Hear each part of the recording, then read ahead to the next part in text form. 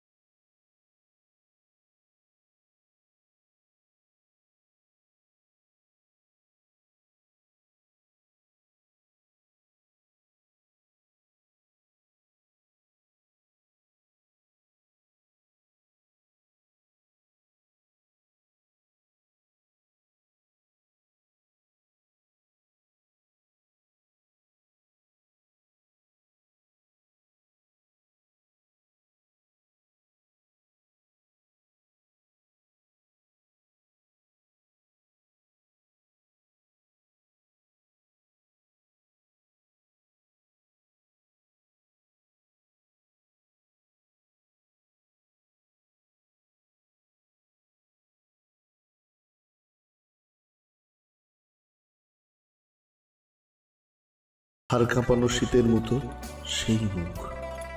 সেই মুখ আমার মুখের কাছে। বাস্তব আর স্বপ্ন মিলেমিশে কেমন একটা ঘোরের মধ্যে কাটতে থাকলো দিনগুলো। সেদিন তোমার দাদা সন্দীপের বিয়ে।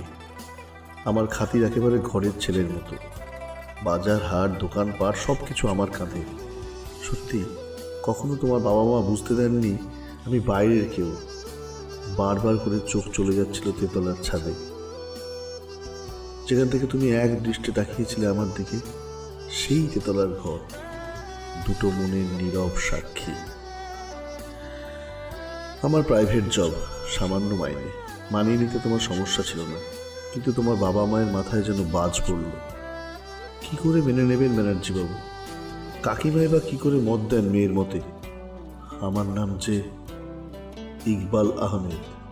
ইকবালরা ছেলের বন্ধু হতে পারে, প্রতিবেশী হতে পারে, ছেলের মতোও হতে পারে, জামাই হতে পারে না, কখনো নয়। সেই তেতলার ঘরে আমায় টেনে নিয়ে গিয়ে তুমি বলেছিলে আমরা পালিয়ে যেতে পারি না। দিন ঠিক হয়েছিল 15ই বৈশাখ। দিনের পর দিন কাটে, রাতের পর রাত, এগিয়ে আসছে দিন। দিন গোনা শেষ করে মুহূর্ত গোনা শুরু করলাম। দরজায় টোকা পড়ল। পিয়ন একটা চিঠি দিয়ে গেল আমার নামে, তোমার বিয়ের চিঠি। আজ 15ই বৈশাখ রায়, সুদীপ ভাদুরীর সাথে তোমার বিয়ে। আলোর মালায় সেজে উঠেছে তোমাদের সারা বাড়ি। তবে আমি জানি তেতলার ঘরটা এখনো আগের মতোই অন্ধকার, আমাদের সম্পর্কের মতো। মনে আছে রাই, আজ আমাদের পালানোর কথা ছিল, আমি কথা রেখেছি। আমি পালিয়ে গেলাম রাই। পোস্টমর্টেম রিপোর্টে লিখবে মেট্রো লাইনে পড়ে অগ্নিদগ্ধ। শুধু তুমি জানো, শোভাবাজার স্টেশনে 8 ঘন্টা ট্রেন দাঁড়িয়েছিল শুধুমাত্র একটা দেহ তোলার জন্য নয়, একটা স্বপ্নের মৃত্যুর জন্য। কোনোদিন আবার যদি আমার কথা মনে পড়ে রাই, এই তেতলার ঘরে এসো। আমার গন্ধ মিশে আছে তোমাদের বাড়ির এই ঘরটায়। চললাম রাই। তুমি যখন এই মেসেজ পড়ছো, আমি তখন আমাদের স্বপ্নে দেখা সেই নীলের সীমানায়, তোমাদের তেতলার ঘর ছাড়িয়ে অনেক দূরে।